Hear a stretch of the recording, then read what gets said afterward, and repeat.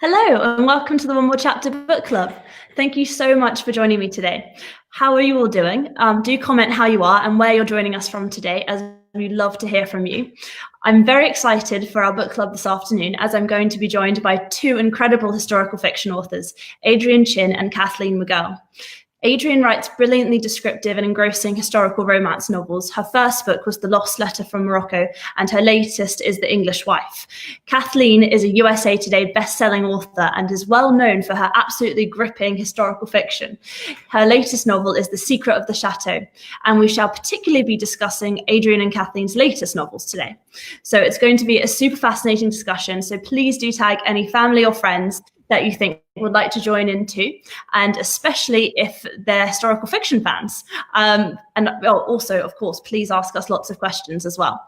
But for now, please help me in welcoming Adrian and Kathleen. I shall just bring them in onto the screen.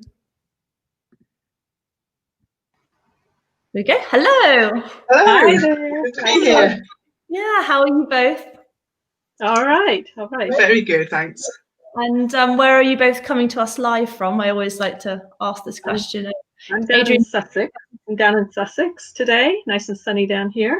Yeah, I can see that light coming in. Yeah. I mean, I even have the Venetian shutters shut, and it's still coming through. So very nice. So what about you? I'm on the south coast as well. I'm in Bournemouth, and we live really close to the beach. I was swimming at lunchtime today, so in the sea. Is it warm enough? I mean, it is warm enough, but it was really rough today, so I didn't swim for long. I had to get out. I couldn't swim against the current. So. Oh, amazing! So good to be able to get down there so quickly. Got quite a few people coming saying hello. Hi everyone. Good Gravesend in Kent, from Wiltshire, Jersey. Lots of different places. Love to hear where you all are.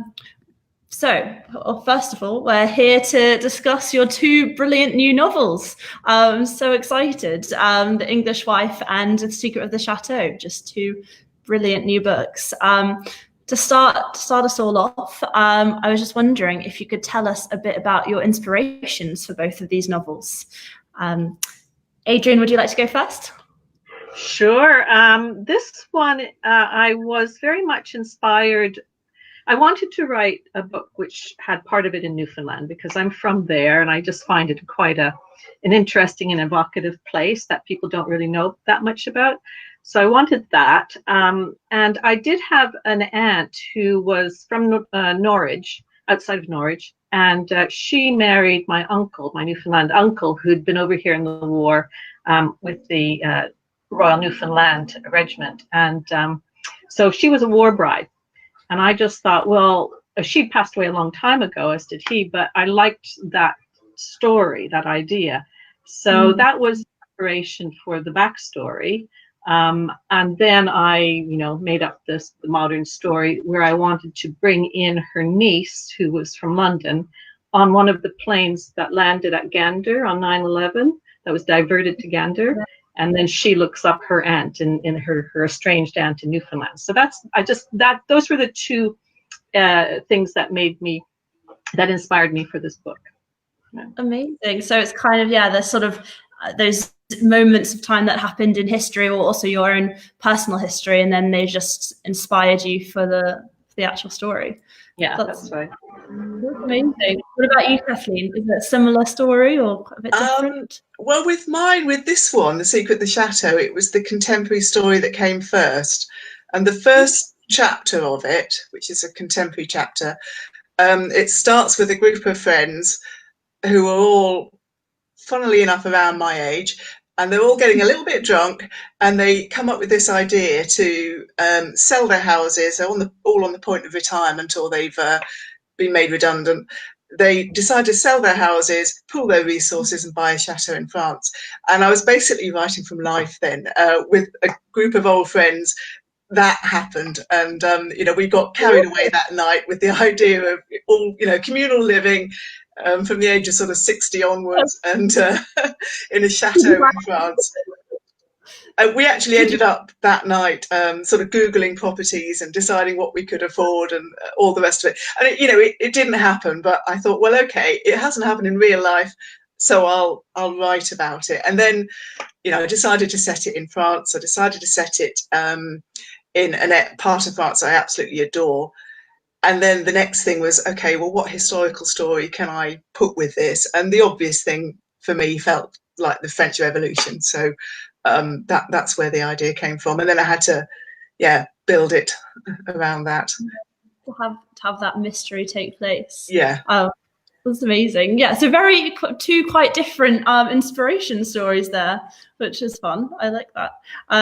Because, you could think that sometimes it might just be, I don't know, it could be something similar, like, the sort of the type of the history you just liked, and then you wanted to do then you found the modern story later. But I like that both such different sort of inspiration stories there. Some of my others have been like that I started with the historical story first, and I wanted to write about a particular thing, and then I have to come up with a contemporary story to fit around it. But this time it was the other way around. Yeah, I love that. It's actually, so we're talking about, obviously the history though is so important in both of your books. I have a question here that actually I should have done this for the first one too. Bring it up on the screen as I enjoy this, so then everyone can see what we're talking about, no matter when they join in. So my question to you both is that there's rich historical detail in both your books. How did you approach your research? And I mean, for you both have written books prior to this one too. I guess it takes a long time doing the historical research, or yes, Adrian, would you like to go first? Well, for this one, the historical part was the part in Norwich during World War II. So I did a lot of research online. I also went up and visited Norwich. A friend of mine lives there, so we went around for a long weekend and walked all over Old Norwich and just found locations that I would use for the book. Took lots of photographs, that kind of thing. And for the Newfoundland's side of things, there were sections of the Newfoundland story that went through the 40s and 50s and 60s where there were important historical things happening. So I did the research on those things, like when Newfoundland joined Canada in 1949. I had to get all of that right. So I did a lot. It's great. The internet's great now. You can find so much. So I did a lot of research on that. Yeah. Does it take you quite a long time? I research as I go, kind of, depending on what I'm doing, what I'm writing, and I will do a lot of research as I go along. And I have a big file that I put all the links in and everything like that. Yeah, that's really interesting. What about you, Kathleen? How do you approach your research? Well, with this one, Secret of the Chateau, I thought, French Revolution, we did that in school. I can remember. That's fine. And then I started looking into it a bit more and thought, I don't really remember enough about it. So, I bought a book and sort of trawled my way through that and jumped around on Wikipedia a lot as well, following links. And then the other thing that I did, which can't always do, but because I knew that I was going to be including Marie Antoinette and other real characters, I think my camera's going a bit funny. Sorry about the flickering. I bought a book, a Jean Plaidy novel about Marie Antoinette, because I know that she researched really well, and then it's such fun just reading what she's written, and then that sort of gave me ideas to then go and follow up and find the detail about some of the events that she'd written about. And so, it's a mixture. I mean, I like reading historical novels as part of my own research, and then sort of following up to find out how much of what they wrote was true and what I can put into my novels as well. So it's a mixture of stuff, but some of them, I mean, one of my others, The Forgotten Secret, is the Irish War of Independence, and my husband's Irish, so again I thought, I know a bit about this, but when I started writing, I realized that I just didn't understand what was going on enough, and I had to do a load of background reading on that one. So it's like being back at school sometimes. But I guess presumably you both love history and love doing that kind of research. Yeah. My undergraduate degree was English and history, so yeah, I don't mind at all. I enjoy it. Yeah, so that's what the degree prepared you for, really, to be your future historical writer. Yeah, exactly. It's so interesting. Do you find, like, how long would you say it does, before you do your research before you kind of start writing? Or is it, you all kind of like what both have mentioned, like you kind of start writing and then you're like, do I need to do a bit more research? Is it, well, for this one, I mean, I started researching in beginning of January, and started writing about the third week of January, and just kept researching as I was writing. And I was working at the same time, so I was writing on weekends, and I took 2 days off a week to write as well, so it was all kind of squashed into the time. I feel like that's very quick, like tight turnaround. What about you, Kathleen? I guess you have quite quick turnarounds as well. I think on this one I probably spent about a month when I was sort of planning the novel and researching. Probably about a month, and I'm a full-time author now. Well, I say full-time. Apart from with the coronavirus going on, I'm normally traveling a lot, so I'm normally sort of full-time traveler with writing on the side. But so when I was writing Secret of the Chateau last year, I think I spent about a month on the research and planning, and then got stuck into the writing. Were you in the chateau? Were you in a chateau when you were doing that? Were you traveling there? No, we were in our motorhome, which is we like to live in the motorhome for part of each year when we can. And I was traveling around, and every now and then we'd come across a chateau, and I'd have to jump out and take a photo. Amazing. I love that. It's fun. Yeah, I guess. Yeah. So did you both? You I guess because you both have such amazing settings in your books as well. It's actually, I think, one of my questions here, which I will bring up now. 2 seconds. So my question is that both of your books have amazingly rich settings and beautiful locations, both in the past and present day. How do you research and create these settings specifically? So I guess a little bit different to your, historical research, isn't it? Yes. Yeah. I went to Newfoundland for a month, the month of middle of May to middle of June last year, and stayed with relatives across the island, and rented a car, and did a lot of driving around looking for inspirational locations, took lots of photos, did a lot of writing as well.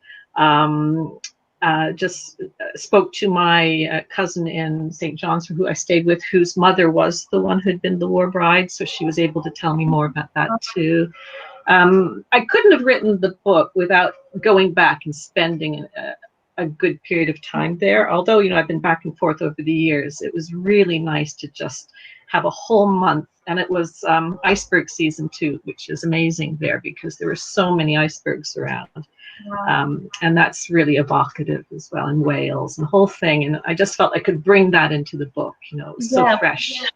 Yeah, you absolutely feel it's just very visceral. That's what I love about both your books. You just feel like you're, in those places, and just it's just such an amazing mix of the history and, the setting. And so, I mean, obviously there's a big, there's lots of everything else going on too, but you almost, not that you're on holiday, but you can imagine like yourself in those places. And I just, Anyway, how about you, Kathleen? I went on a slight tangent there. Yeah, well, as I said, this book, The Secret of the Chateau, I'd had the idea for it on a trip in the motorhome to the Loire Valley in 2018. And then in 2019, we had an extended trip to France because I'd given up the day job by then. So we went off in the motorhome and we went down to the Alpes Maritime area, which it's the bit near Italy that is squashed between the Alps and the Mediterranean. So it's beautiful. So you can be, standing on a hill, looking at the snowy Alps in one direction and the Mediterranean Sea in the other direction. Okay. And although it's not really chateau country, there are some chateaus around, and I decided I'm setting my novel here because why not, you know? And we were traveling around that area for about 2 months last spring. And we should have been there again this spring, but and we just had such a lovely time. It's such a beautiful area that I decided to set it there, and I felt I could bring the descriptions of the area alive because I was there. So some of the walks that my character does in the hills, they're walks that I did, and I love. I have to say, I love writing about mountain walks. I really do. Yeah.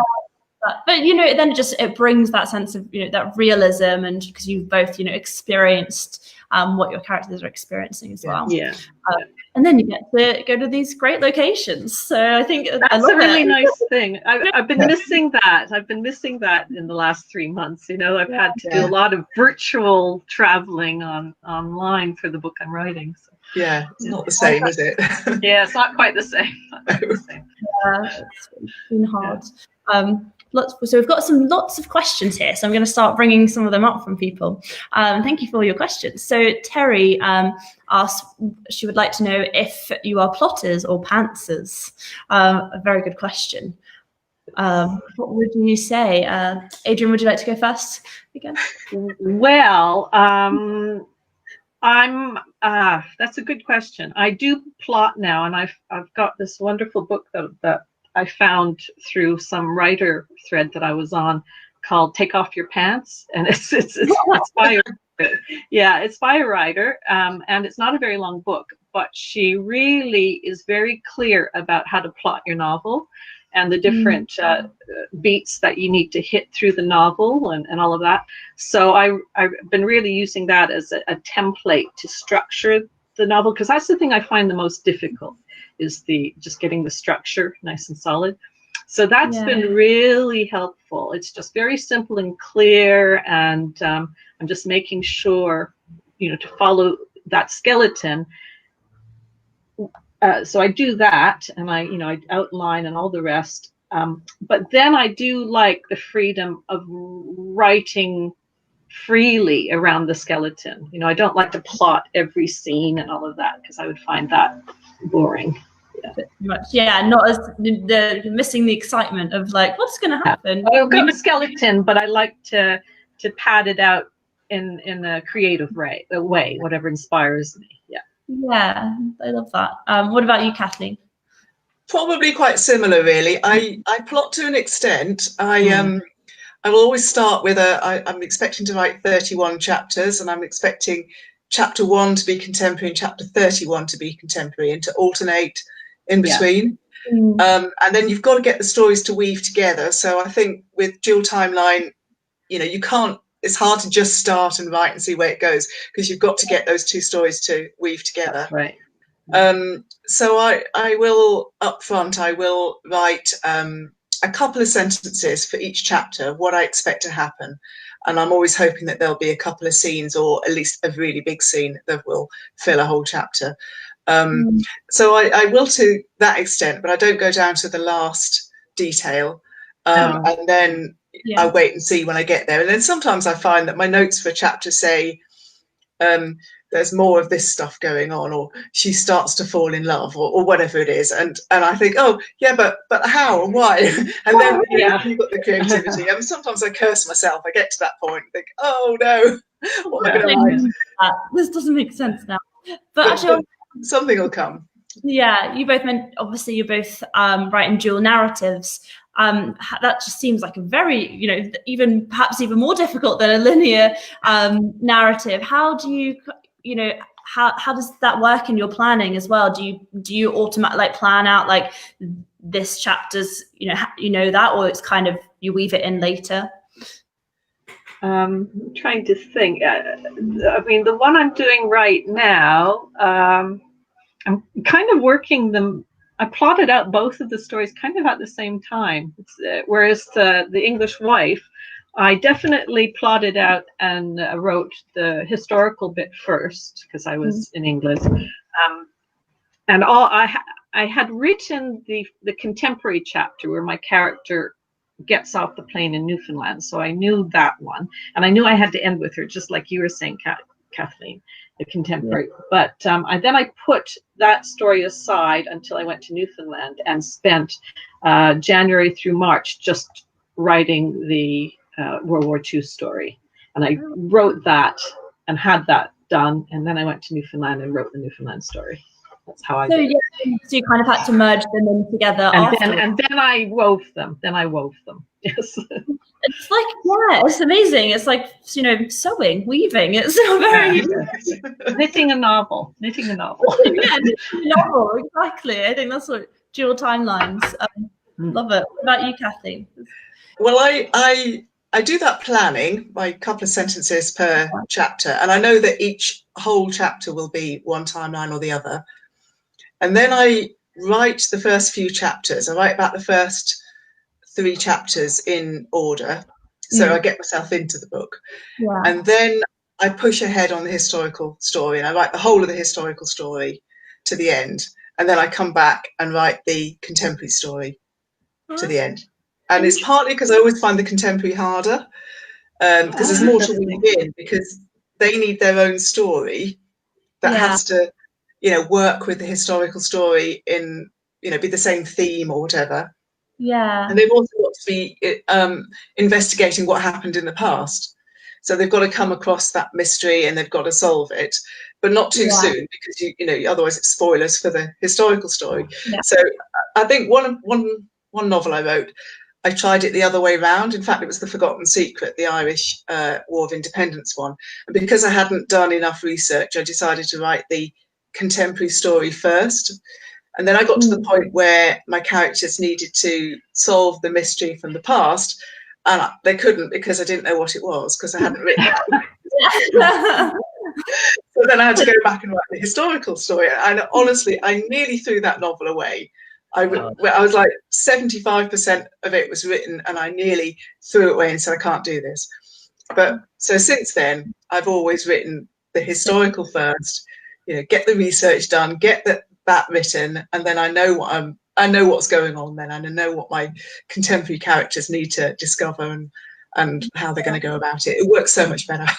Really interesting. Do you always write in that same way too, Adrian, or is it just? Well, that's how I wrote The English Wife, but that's not how I'm writing the one now, which is set in World War I, and also in 1892 Italy. So I'm kind of writing them at the same time. You know, I'll write an World War I chapter, and then I'll write an 1892 chapter. It's just the way this was. Yeah. But I wrote The English Wife the way that you said, Kathleen. Yeah. One, the historical first, and then the contemporary. I did one of my old ones, as Adrian's writing now, just in the finished order. I can't remember which one now, but I know one of them I did. But I didn't like the, you know, constantly going back and forth between different sets of characters. It does your head in a little bit. It does. Yes. It's like, oh, where am I today? Really interesting to hear different approaches. I think that's really helpful to like understand the process. We've got lots more questions here too, so I'm going to keep them coming. This is a great question from Fiona. Have you got a favorite period in history? That is a hard question. I want to ask everyone out there as well, can you like comment your favorite period in history, because that is a tough question. Who would like to go first?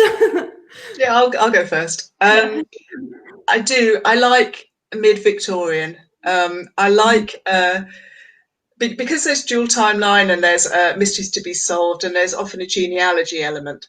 I like being in the mid-Victorian era, because then you've got the compulsory registration of births, marriages and deaths started in 1837, and the first full census was 1841. So if you set something in about 1860, your characters have got a fighting chance of finding out about the ancestors, and you can use all that. And I like that period. I like, you know, it was industrialization. There was the railways being built, and so people could get around. And yeah, but you still got that sort of Dickensian darkness that you can write Yeah, about. okay. So, although having said that, I also like writing about the 1930s, 20s, 30s between the wars. Between the wars, a very interesting time as Mm. well. Yeah, so many interesting time periods. What about you, Adrian? I'm really a 20th century woman. I like all right from 1900 through. So yeah, so the one I'm doing right now starts in 1913. We'll go to 1919 and 1920s, 1930s, 1940s. Writing a bit about the 50s, 60s. You know, I like 70s, 80s. Last one. So any time in the 20th century, I'll take that. Centuries all Yeah. good. 80s I aren't mean, historical. so much happened in the 20th century. You know, it's just 80s about defining 2 it. years ago. What's that? 80s are not historical. They're only about 5 or 6 I years know, ago. but it was the historical bit. I know. I was already graduated from university, but that was the historical bit in the last letter. It's interesting, isn't it? Like when does something become like history? Be 100 years, I think. 100 years. But I think it's shorter than that, but it should be 100. Yeah, it's really interesting. We've got some. Karen says that World War One and World War Two, very interesting periods. And Kerry says my favourite would have to be the Cold War years behind the Iron Curtain. Interesting, yeah. Yeah, so I just find that with like I just love all the spy stuff basically at that time. It's just so fascinating. There's an abundance of movies and films and books about that era, but so fascinating as well, isn't it? So many. I just love history. So many great times. Well, interesting times, not necessarily great. Julie asks us if you can meet anyone from history, who would you choose and why? That was a great question, Julie. And everyone out there, please comment your thoughts too. Who would like to go first? Adrian. Gosh. I need to think. There's so many people that would be interesting. You know, I can't just say one person, you know, there's so many people. Sarah Bernhardt, I think, would be really interesting, the French actress. She was quite something. First woman to play Hamlet and all the rest. She would be interesting. Oscar Wilde, I would love to meet him. Einstein, there's so many, you know, they're all interesting. And I love, you know, I've always loved the movie Lawrence of Arabia, so I'd love to meet T.E. Lawrence and lots of people. There's so many people. I have thought of one now. What's I think for me it would be Constance Markievicz. She was an Anglo-Irish woman who got very much involved in the Irish War of Independence, and she's got the name Markievicz because she married a Polish count. She was sort of aristocracy. And I researched her quite a lot for the Forgotten Secret, the War of Independence one. She's a fascinating character. And I've got an idea to write another Irish book, which I think she will feature in herself. So, yeah, I think I'd like to meet her. She, as a young woman, she was kind of a rebel without a cause. And she messed around with suffragism for a while.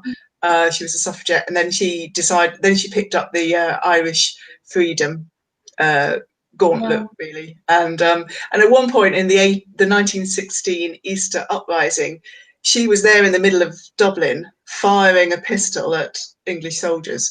So she was right there in the heart of it.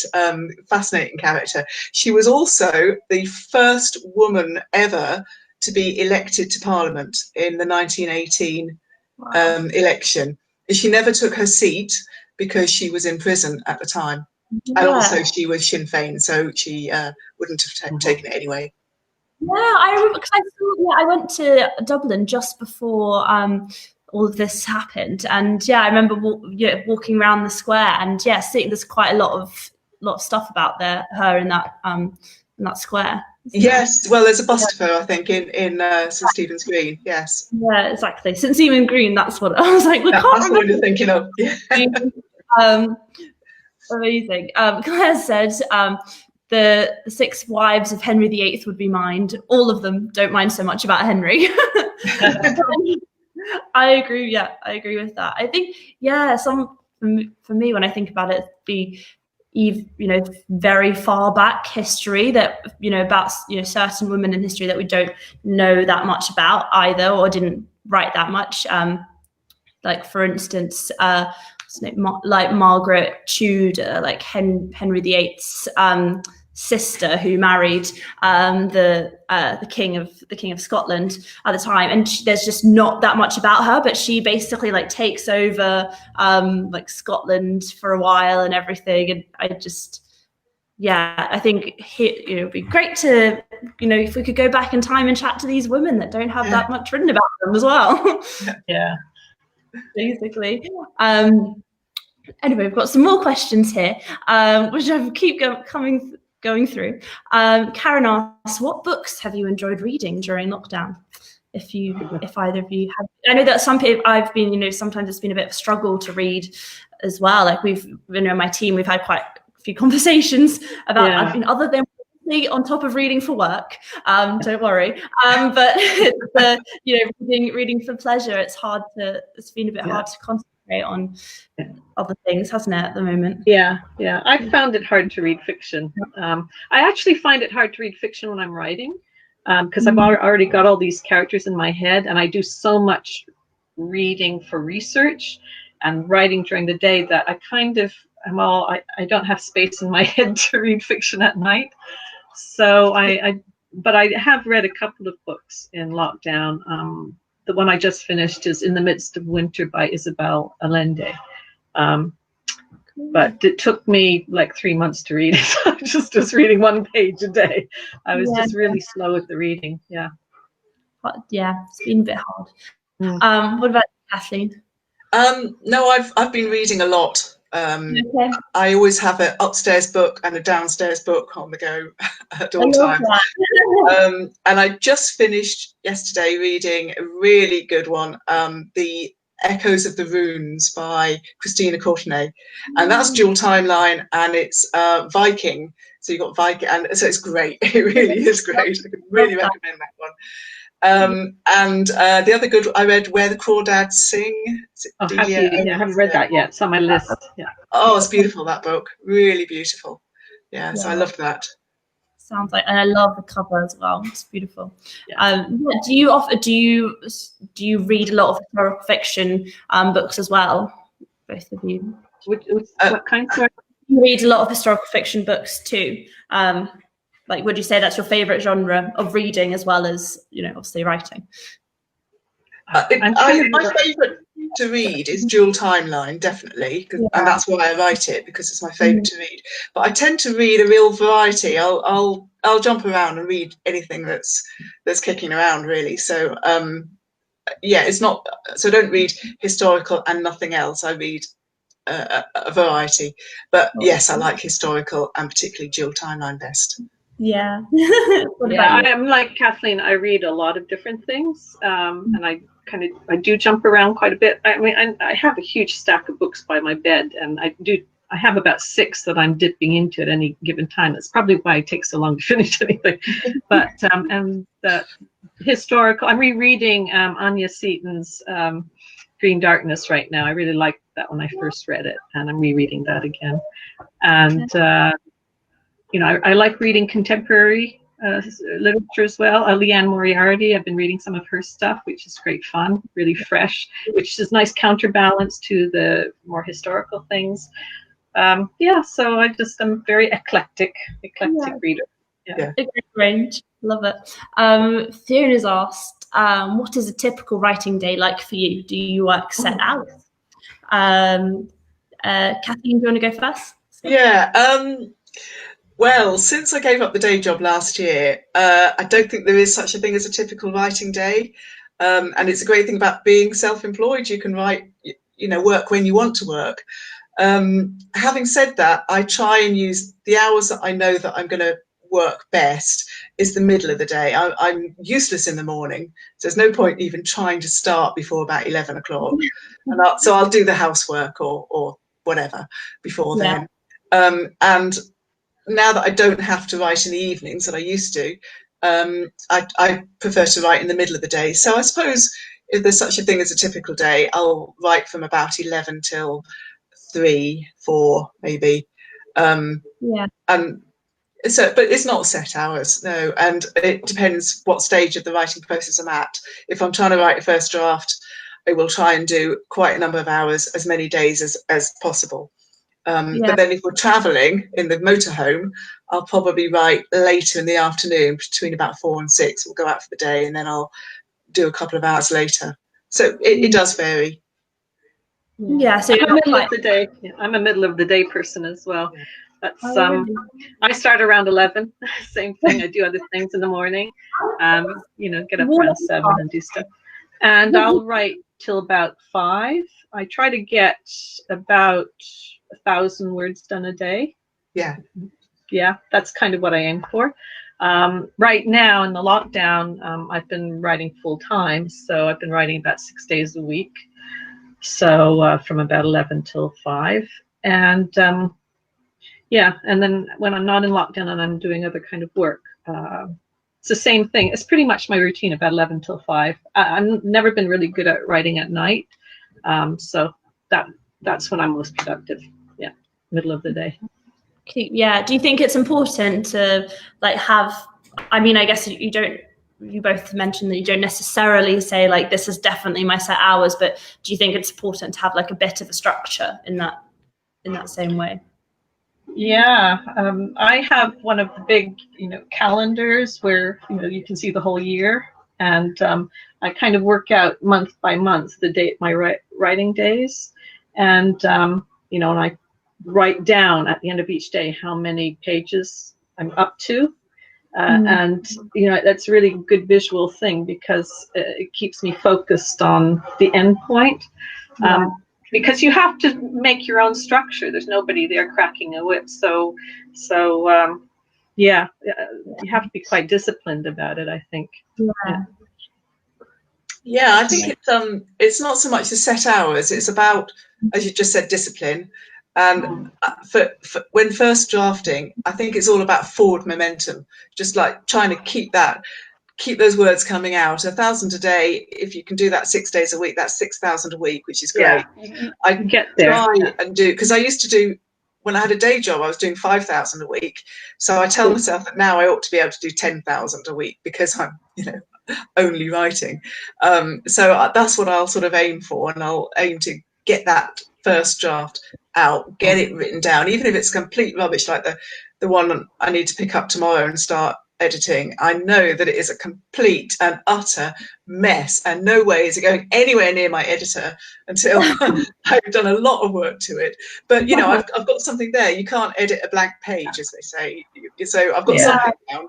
I like the editing. I find the editing really creative and fun. It's the first draft that's the hard one. I like editing. I don't mind it at all. When I'm first drafting, I like the editing process. When I'm editing, I like first drafting.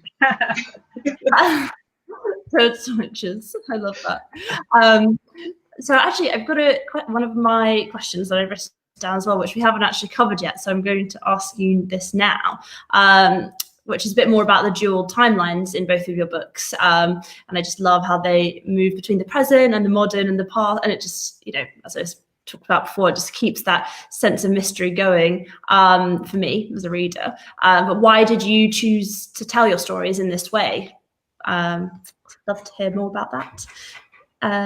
Adrian, would you like to go first? Well, I really love the novel form. I just really love writing novels because you can really explore the past and the present and the future and dreams and letters and thoughts and all of these things in a novel. You don't have to make it just a linear story. So I really like playing with what you can do in a novel with all of those things. So that's why I'm quite drawn to doing Timeslip, because you can really explore different places and different characters, and I find it just really interesting to write. That's why I do it. Love that. What about you, Kathleen? Well, it's quite simple. It's because they were my favourite books to read, and I was really liked Kate Morton and Catherine Webb, their novels in particular. And I thought, well, why don't I have a go at writing? I had already written a historical, just pure historical, and then I thought, why don't I have a go at writing a dual timeline of the type I love? And it was hard work because you've got to come up with 2 stories and you've got to weave them together, and you've got to, thematically it needs to tie in. So there's a lot of elements to it, but I love that sort of jigsaw puzzle feel that you get. And and it's an intellectual exercise coming up with a plot that works with the 2 timelines and everything. And so, sometimes I curse myself, as I said with Forgotten Secret, but most of the time I absolutely love doing it. Yeah, and they're still what I like to read most. Yeah, so amazing. I'll just keep at them. Yeah. Really interesting. So my next question for you both, which kind of ties into this too, which I think is important to ask, is what are you working on now? Always, I'm sure you both are, always exciting to hear what's coming up next. Kathleen, would you like to go first? So I've just sent an edited version of my latest book to my editor. We had a little discussion on titles. I don't know that I'm supposed to say yet though what the title is, but it's dual timeline. It's coming out later this year, probably towards the end of the year. It's just set sort of in southern England, really. It's not so much a great setting, but it's all based around sort of who do you think you are, and whether it's nature or nurture that makes you the person that you really are. And there's a lot of twists in it, a lot of, maybe people aren't quite who they thought they were all the way through. So that was a fun one to write. And that one, so that's probably about to go to copy edit, so it's almost done. And then tomorrow I'm picking up another novel, which is, well, it's got the Titanic in it, but not just the Titanic. It's also got Titanic's 2 sister ships, the Olympic and the Britannic. So that was a fun one to write. So I kept sinking ships in it. It was great. Yeah, amazing. Sorry, what's the history in the first one that you mentioned you were working on? It's sort of a family history. So there's no sort of big world events going on. It's a family history, and somebody ends up going to prison for something they didn't do. So I researched Victorian prisons a lot for that one, which was fun. Not the best place to be. No. You don't want to be in a Victorian prison. No, it sounds super fascinating though. Excited. What about you, Adrian? Yeah, I'm about 3/4 of the way through my World War I novel about 3 sisters from London,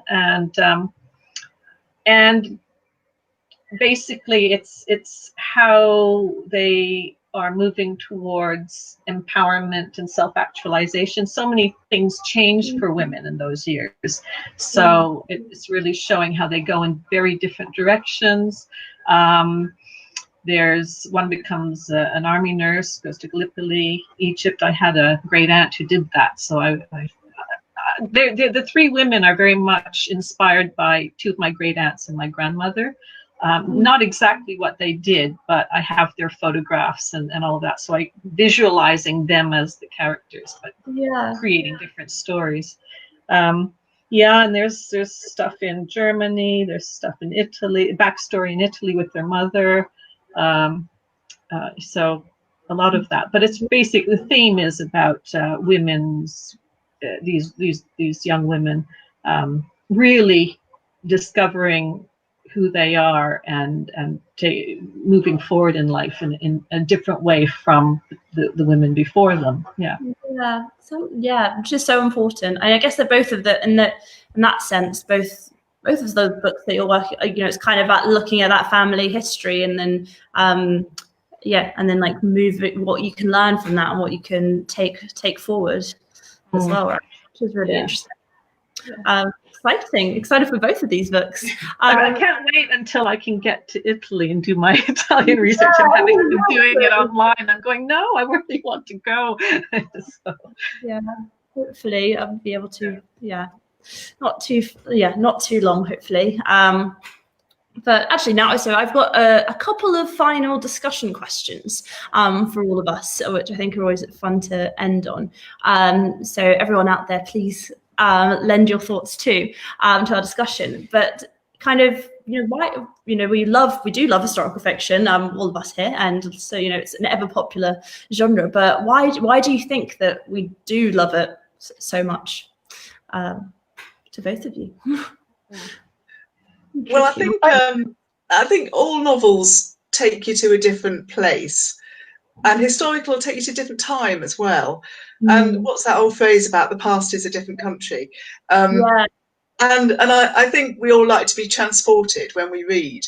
And for me, being transported back in time to learn something about that time and to be with those characters where, and sometimes the mysteries are more fun when you can't just solve them by looking something up on Google or using a mobile phone or whatever. It's lovely to be, back in a time where if you needed to communicate with someone who lived miles away, you had to send a letter, and it was going to take a day or two to get there and a day or two for a reply to get back.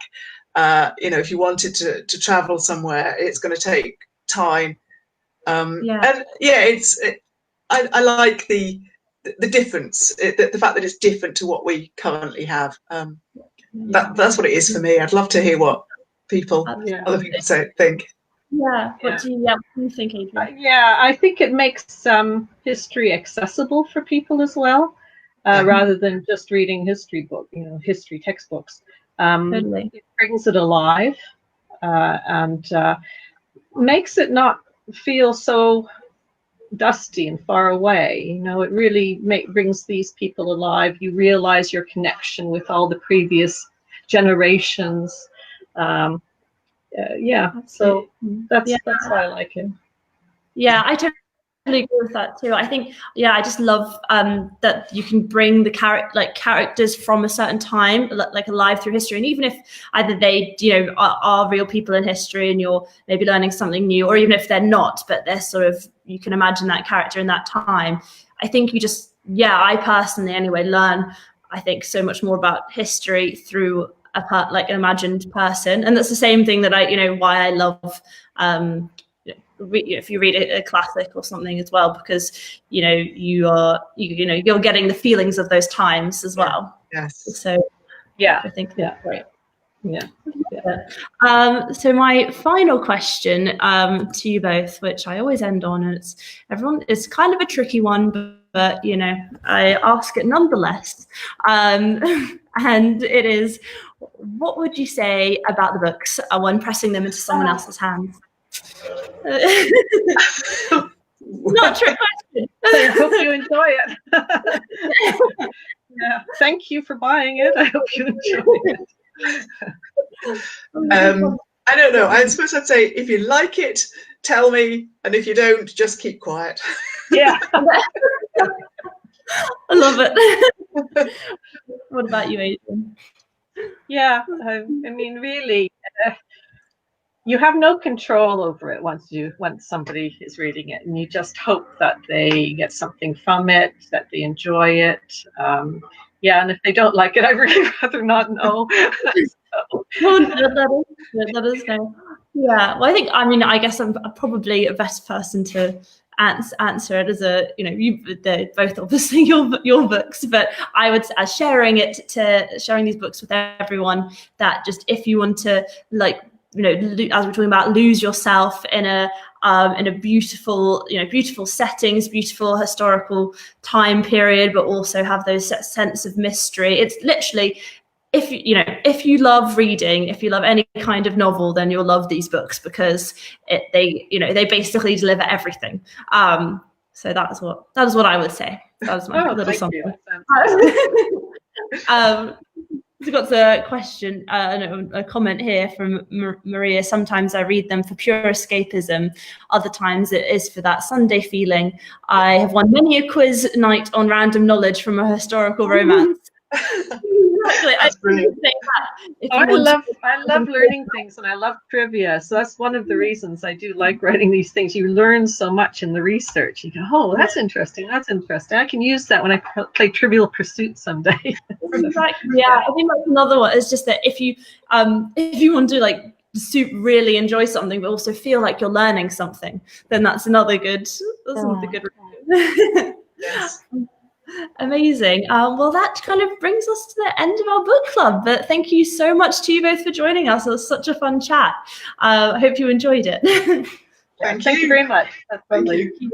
So I'm going to disappear Adrian and Kathleen away now. So we'll say goodbye to them, and then I'll just give you a little goodbye to everyone else out there too. But thank you so much to you both again.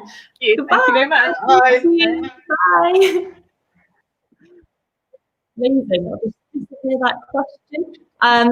So thank you so much for joining us today. I hope you enjoyed our conversation. It was just super fascinating to hear from two such brilliant historical fiction authors, and about how they hone their craft and how they come up with all their research. It's just such a fascinating genre. I think for me, I don't know. I just think that it literally encompasses everything. So if you've never read a historical fiction book, you literally must. And I think that both of these would be the best place to start.